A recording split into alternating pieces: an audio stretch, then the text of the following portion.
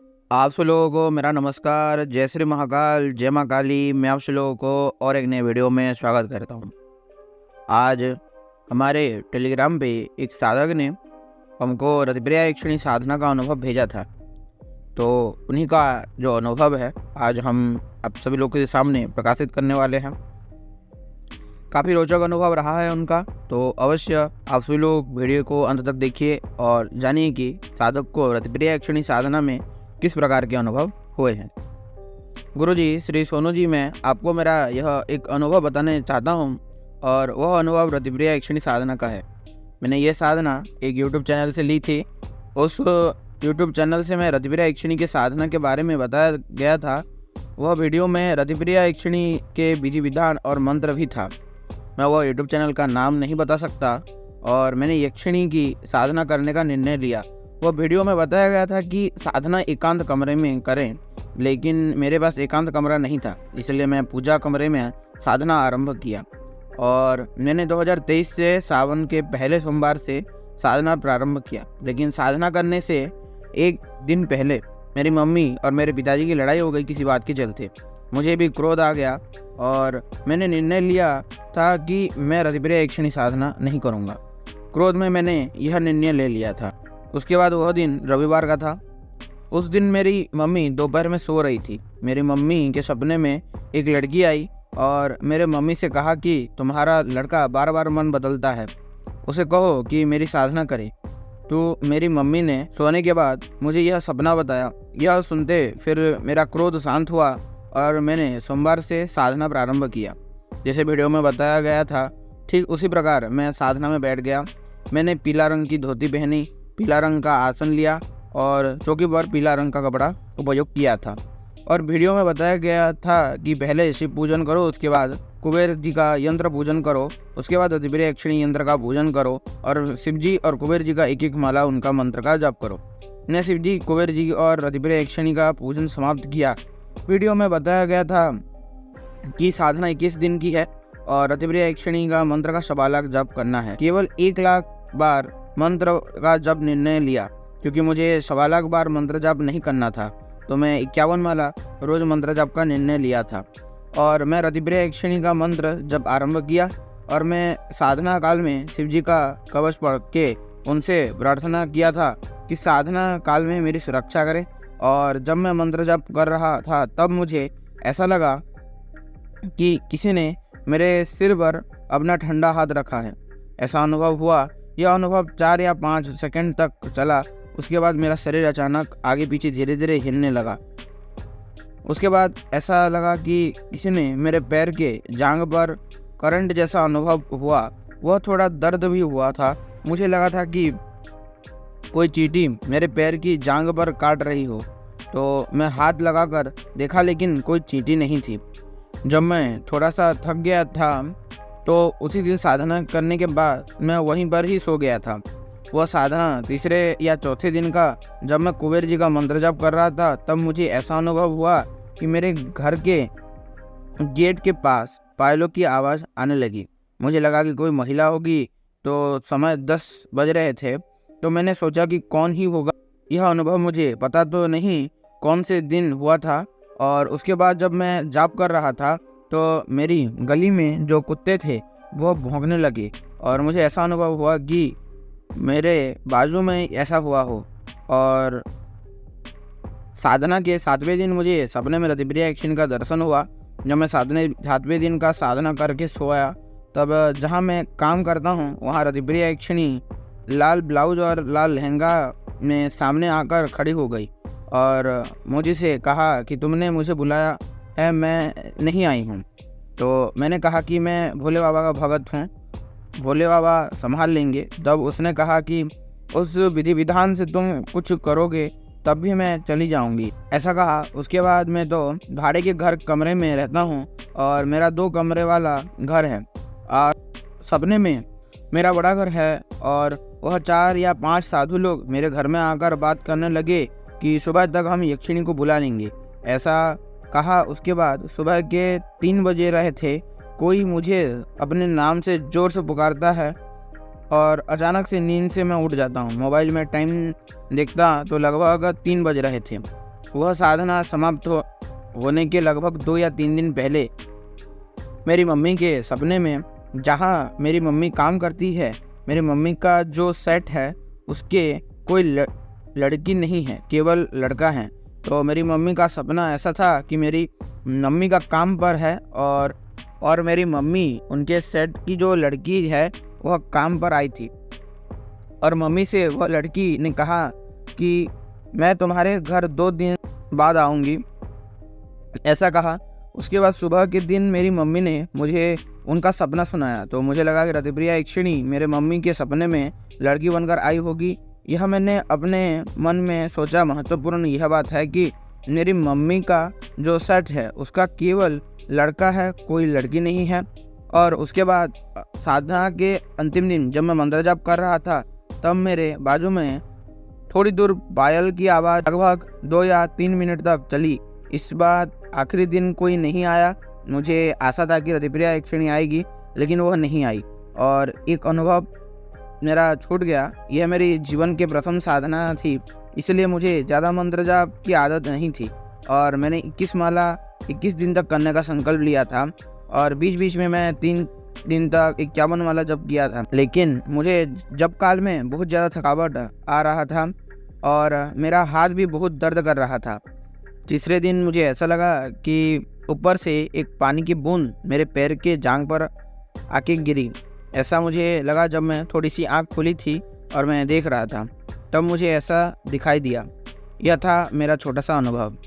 और मेरे कुछ प्रश्न हैं गुरुजी। पहला कि जब मैं मंत्र जाप कर रहा था तब मेरा शरीर धीरे धीरे आगे पीछे क्यों हो रहा था। दूसरा, और मेरी मम्मी के सपने में वह लड़की कौन थी जो आई थी। जब मैं मंत्र जाप कर रहा था तब मेरी बाईं बाजू में मुझे लगा कि कोई, वह कौन था गुरुजी। गुरुजी, मुझे रतिप्रिया यक्षिणी ने साक्षात दर्शन नहीं दिए और रतिप्रिया यक्षिणी का मंत्र भी मुझे सिद्ध क्यों नहीं हुआ। उसके बाद मैंने रतिप्रिया यक्षिणी की साधना नहीं की। क्या मुझे आगे रतिप्रिया यक्षिणी की साधना करनी चाहिए या नहीं। यह रतिप्रिया यक्षिणी का साधना का सच्चा अनुभव है, मैं कोई झूठ नहीं बोल रहा हूँ गुरुजी। आप कृपया मेरे प्रश्नों का उत्तर दें। जय श्री महाकाल। तो इसी प्रकार था इनका अनुभव। तो जब इन्होंने ये अपना अनुभव बताया तो इनमें से मैं कुछ चीज़ें इनको पहले तो गलती निकालना चाहूँगा। पहला ये गलती है कि आपने जो भी अनुभव दिया, ठीक है, अच्छी बात है, इसको आपको सही तरीके से लिख के देना चाहिए था सीक्वेंस वाइज, जबकि आपका ये अनुभव किसी भी तरह का सीक्वेंस वाइज नहीं रखा गया है। चलिए वो ठीक है, कोई प्रॉब्लम नहीं। लेकिन इसमें आपने एक सबसे बड़ी बात की, साधकगण हैं जो वो एक बात बोली कि पहले इन्होंने डिसाइड किया था कि 21 दिन में 51 माला जाप करूँगा, जबकि उन्होंने फिर बाद में इधर लिखा है कि उन्होंने 21 दिन में 21 माला जाप किया और बीच बीच में 51 माला जाप किया। सबसे बड़ी गलती इधर है, जब साधक को प्रॉपर तरीके से पता ना हो कि साधना कैसे किया जाता है, तब यही हालत होता है, पहला चीज़। दूसरा चीज़, सबसे बड़ी इनकी गलती है कि पहली बार में कोई भी यक्षिणी साधना नहीं की जाती है। गुरु दीक्षित नहीं है ये, और कहीं ना कहीं यूट्यूब से देख के साधना कर ली, विधि विधान का कोई ज्ञान नहीं इनको, तो इसी प्रकार का अनुभव होना था। दूसरा चीज़ ये है कि जो भी इनको अनुभव आदि हुए हैं, जो इन्होंने बोला कि ये सब क्यों हुआ और ये सपने वपने आना और ये सब होना, तो पहली बात होती है महाराज कि आप जब किसी भी चीज़ को लेके, यूट्यूब में तो हालांकि आजकल बहुत अनुभव और रतिप्रिया यक्षिणी के बारे में बहुत सारी चीज़ें बताई गई हैं, बहुत लोग बहुत कुछ बताए हैं अपने अपने मत को लेके, तो कहीं ना कहीं उन चीज़ों का एक विभ्रामक रूप होना और एक क्या बोल सकते हैं, भ्रांति बहुत ज़्यादा फैल गई है रतिप्रिया यक्षिणी को लेके। तो कहीं ना कहीं जब इस चीज़ को देखा जा रहा है कि रतिप्रिया यक्षिणी को लेकर अत्यधिक भ्रांति फैल चुकी है, तो उस भ्रांति को देख के आपने भी सोचा कि मैं भी यक्षिणी साधना करके सिद्ध हो जाऊँगा। और वो सारी चीज़ें जब आपके दिमाग में बैठी रही साधना के दरमियान और आप मंत्र जाप करें, तो मंत्र जाप के वजह से ये सब कुछ धीरे धीरे आपके साथ एक प्रकार का इल्यूजन घटने लगा। बाकी जब मंत्र आपने जपा है, जो भी मंत्र आपने जपा था, वो मंत्र जो था वो मंत्र अपना पावर दिखाने लगा, और उस इल्यूजन और अपना पावर दिखाने के चक्कर में आप एक ऐसे प्रकार के चक्रव्यूह टाइप की चीज़ में फंस गए जहाँ पे आपको भी पता नहीं चला कि मेरे साथ क्या हो रहा है। क्योंकि आपने बोला है कि जब मैं मंत्र जाप कर रहा था तब मेरा शरीर धीरे धीरे आगे पीछे हिल रहा था। एक साधारण सी बात है, कोई भी साधक जब पहला मंत्र जपता है या फिर किसी प्रकार का मंत्र जपता है अगर उसका बॉडी उस मंत्र के ऊर्जा के लिए तैयार नहीं होगा तो उसके बॉडी में कई सारे विकार आने लगेंगे। जैसे साधना के दरमियान बॉडी का वाइब्रेट होना, साधना के दरमियान शरीर में एक प्रकार का झंझनाहट महसूस होना, आगे पीछे हिलना, ऐसा लगना कि शरीर में कई सारी चींटियाँ दौड़ रही हों, शरीर में ऊर्जा बढ़ जाना अर्थात बहुत जोरों की गर्मी लगना, ये सब एक सामान्य सी चीज़ है। कारण कम से कम जो साधना कर रहे हो, यक्षिणी साधना करने से पूर्व कम से कम एक महाविद्या साधना और भगवान शिव की साधना करना अत्यधिक आवश्यक है। अगर आपका इष्ट सिद्धि नहीं है, गुरु सिद्धि नहीं है, आसन सिद्धि नहीं है, दिग्बंधन आदि की विद्याओं का ज्ञान नहीं है, तो ऐसी स्थिति में यक्षिणी साधना करना सच में एक हानिकारक चीज़ है, खतरे से खाली नहीं है। तो ऐसी स्थिति में इन्होंने फिर यक्षिणी साधना कर ली। पहला इनका जो क्वेश्चन था उसका उत्तर मैंने दे दिया। दूसरी बात कि मेरे मम्मी के सपने में क्यों आई। मम्मी के सपने में अगर आप साधना कर रहे हैं और वो ऊर्जा किसी और के सपने में दिख रही है तो इसका ध्यान देने योग्य चीज़ है कि अगर आपका जो मंत्र की ध्वनि के वजह से जो ऊर्जा प्रोड्यूस हो रही है, वो ऊर्जा जब वो धीरे धीरे करके आपकी जो मंत्र ऊर्जाओं की वजह से विच्छुरित हो रही है, तो उस जगह पे स्थित जितने लोग हैं अगर उनका ऑरा अगर टाइट नहीं हुआ है, अगर ऑरा अगर सही तरीके से नहीं बना है या फिर ऑरा कमज़ोर है, वैसी स्थिति में वो मंत्र ऊर्जा दूसरों को भी प्रभाव देता है। इसीलिए कहा जाता है कि साधना कभी भी पब्लिक में नहीं किए जाते, एकांत गृह में किए जाते हैं, क्योंकि आपका जो ऊर्जा का विच्छुरण है वो अगर जितना ज़्यादा होगा वो लोगों को उतना इफेक्ट देगा, और लोगों को उतना इफेक्ट होने के कारण आपकी मम्मी को हुआ, और कहीं ना कहीं आपकी मम्मी की जो ऑरा है वो डैमेज है या फिर कम हो सकती है, जिसकी वजह से आपके मंत्र का प्रभाव उनके ऊपर हुआ है। जब मैं मंत्र जाप कर रहा था तब मेरी बाई बाजू में मुझे लगा कि कोई है। वो कौन था गुरुजी? वो एक सामान्य सा माइंड का इल्यूजन है जो आपको हुआ है। घर के अंदर अगर आप यक्षिणी साधना भी करते हैं, जिस हिसाब से आपने कहा है कि मैंने 21 माला की और फिर बीच बीच में 51 माला की, और ऊपर आप बोले हैं कि मैंने 51 माला का संकल्प लिया था, ऐसी स्थिति में ये एक स्टेट माइंड का इल्यूजन है, इसके ऊपर आपको ज़्यादा ध्यान नहीं देना है। गुरुजी मुझे रतिप्रिय यक्षिणी के साक्षात दर्शन नहीं हुए। जब साधना ही अच्छे से नहीं हुई तो दर्शन तो दूर की बात है, और मंत्र सिद्धि तो फिर बहुत दूर की बात हो जाती है। कारण साधना का एक स्ट्रिक्ट रूल होता है कि कांस्टेंट माला रखनी चाहिए, कि आज मैं 21 माला करूँगा मतलब 21 माला करूँगा, 21 माला से ना ज़्यादा होगा ना कम होगा। उसके बाद अगर आपने प्रॉपर पुरस्कार पकड़ रखा है तो उसमें दशांश यज्ञ और तर्पण मार्जन आदि का भी नियम है। यक्षिणी साधना का एक प्रॉपर प्रोसेस है, उसके बिना यक्षिणी साधना नहीं की जाती। कई सारे लोग बोलते हैं कि हमने ये यक्षिणी साधना की लेकिन दर्शन नहीं हुए हैं। क्यों नहीं हुए हैं? क्योंकि उसका बहुत सारे कारण हैं। सबसे पहला कारण मंत्र विज्ञान का ज्ञान ना होना, गुरु ना होना, ये सब एक पहला कारण ही है। क्योंकि जब गुरु मंत्र देगा किसी भी यक्षिणी का तो उस यक्षिणी मंत्र को दीपन किया जाता है, संजीवन किया जाता है, प्लावितकरण किया जाता है। यक्षिणी के मंत्रों के ऊपर कई सारे ऐसे प्रयोगों को किया जाता है जिस वजह से वो मंत्र जागृत होता है। उस मंत्र जागृति के बाद फिर गुरु बताता है कि उस मंत्र के माध्यम से तुमको वो यक्षिणी का प्रत्यक्षीकरण कैसे करना है। बिना किसी भी देवी देवता के मंत्र की सिद्धि के उस देवी देवता का प्रत्यक्षीकरण करना संभव नहीं होता है। इसीलिए हमारे तंत्र शास्त्र किसी भी मंत्र को लेके पुरस्चरण का विधा बताते हैं कि लगातार पुरस्चरण करने से उस मंत्र की सिद्धि तुमको हासिल होती है। फिर जब तुम उस मंत्र को लेके फिर उस देवी देवता का प्रत्यक्षीकरण में बैठोगे तब वो प्रत्यक्षीकरण देता है, या फिर प्रत्यक्षीकरण की सिद्धि तुमको हासिल होती है। ये उसका नियम कहा गया है। अगर आप इन नियमों को जानते नहीं हो, आपके गुरु नहीं है, गुरु ने नहीं बताया, तो फिर प्रत्यक्षीकरण का कोई सवाल ही नहीं उठता। तो इनका दूसरा क्वेश्चन है कि क्या मुझे आगे रतिप्रिय यक्षिणी की साधना करनी चाहिए या फिर नहीं। मेरी बात माने तो बिल्कुल नहीं, क्योंकि आप एक पूरे तरीके से सामान्य और बेसिक साधक हैं। चलिए, अनुभव कर लिया, बहुत अच्छी बात है, लेकिन आप पूरी तरीके से एक सामान्य साधक है ना। आपके पास सुरक्षा के लिए कुछ है ना आपके पास कुछ है। यक्षिणी का प्रभाव वैसे ही उग्र रहती हैं वो लोग। अगर भगवान ना करे साधना के दरमियान कुछ अगर इशू हो गया, या फिर आपके आसपास कोई नकारात्मक शक्ति है यक्षिणी साधना के मंत्र के प्रभाव से, तो नकारात्मक शक्ति खींच के अगर आपके घर में पहुंच गई तो फिर आपको बचाने वाला फिर इधर कोई नहीं होगा।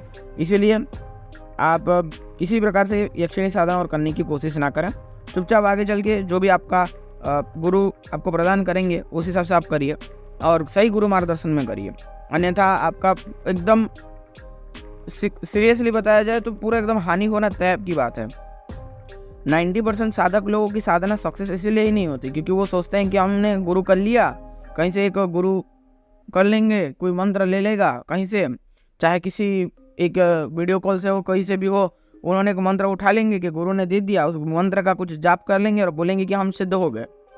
तुमको ना दिग्बंधन आता है, ना आसन बंधन आता है, ना पीठ पूजन आता है, तुम ना खुद की शरीर की सुरक्षा कर सकते हो, ना तुम्हारी दृष्टि खुली है कि मेरे आसपास कौन सी शक्ति आई है, मैं क्या, वो शक्ति क्या कर रही है, क्या चाहती है, तो तुम बता सकते हो। अगर ये सब तुमको कुछ नहीं आता तो ऐसी स्थिति में तुम यक्षिणी साधना आदि इस प्रकार के उग्र साधना को क्यों संपन्न कर रहे हो? बस मात्र और मात्र इसी रूप में कि वो यक्षिणी मेरी प्रेमिका बन के आएगी और मेरे साथ कुछ जो भी अनैतिक कर्म, नैतिक कर्म आदि हैं उस कर्म को संपन्न करेगी। अगर उस चीज़ के लिए साधना कर रहे हो तो तुम्हारा माइंड व्यर्थ है, क्योंकि ऐसा कुछ नहीं होता है। जिसको यक्षिणी सिद्धि सच में होती है, अगर यक्षिणी प्रत्यक्ष होती है, रतिप्रिया यक्षिणी हो या फिर कोई भी यक्षिणी हो, तो ऐसी कोई भी स्थिति उसके साथ उत्पन्न नहीं होगी कि वो बंदा जाके उस यक्षिणी के साथ कुछ ऐसा कर्मों पे लिप्त होगा। क्योंकि जिस क्षण उसकी यक्षिणी की सिद्धि होगी उसका माइंड, स्टेट ऑफ माइंड पूरा अलग होगा। वो साधक अपने विचारों, अपने कर्मों से लेकर बहुत स्वच्छंद होता है। ये खुद मैंने देखा है अपनी आंखों से। और आजकल के लोग, जो लोग 99% लोग यक्षिणी साधना, अप्सरा साधना आदि को इसलिए करते हैं ताकि वो अपने मनोकामना है या फिर जो भी अपना जो उनके अंदर स्थित जो वासना है उस वासना की तृप्ति कर सकें। और स्ट्रेट शास्त्रों का नियम है कि इस साधनाओं को इस विधि से नहीं किए जा सकते। वासना तृप्त करने के लिए ये साधनाएं नहीं बने हैं, लेकिन ये कोई समझता नहीं है। फिर मुंह की खाते हैं साधना में, साधना खंडित होता है या फिर साधना में कुछ इशू हो जाते हैं, फिर वो बोलते हैं कि नहीं ये साधनाएं गलत हैं, ये साधना ऐसे वैसा है। कोई भी साधना गलत नहीं है। भगवती महापराशक्ति की सौंदर्य शक्ति के रूप में ये अप्सराक्षिणी आदि होते हैं। और अगर भगवती की वो अंश शक्ति हैं, सौंदर्य शक्ति हैं, तो ऐसी स्थिति में वो साधना कभी गलत नहीं होती। गलत तो साधक होता है, वो करना नहीं जानता। तो आशा करता हूँ आज का वीडियो आप सभी लोगों को पसंद आया होगा, आप सभी लोगों के लिए काफ़ी एक रोचक टॉपिक भी रहा होगा। तो अगर आज का वीडियो आप सभी लोगों को पसंद आता है तो अवश्य हमारे वीडियो को लाइक कर दें, चैनल को सब्सक्राइब कर दें। जो लोग नए हैं सब्सक्राइब करके घंटी वाला बेल आइकन ऑल पे सेट कर दें, ताकि मैं जो भी वीडियो अपलोड करूँ उसका नोटिफिकेशन आप सभी लोगों तक पहुँच जाए। हालांकि रतिप्रिया यक्षिणी के बारे में मैंने इधर थोड़ा बहुत बता दिया है। अगर आप सभी लोगों को सुनना हुआ तो मैं अवश्य एक रतिप्रिया यक्षिणी साधना का एक अनुभव है जो हमारे एक परिजन ही हैं, हमारे एक मित्र बोल दीजिए, उन्होंने ही वो साधना को सिद्ध किया है। तो अगर आप चाहें तो मैं उस साधना का अनुभव प्रकाशित कर सकता हूं। अगर आप चाहते हैं तो अवश्य कमेंट में बताइएगा सभी लोग, मैं उस अनुभव को जरूर प्रकाशित करूंगा। तो ये था कुछ आज का वीडियो।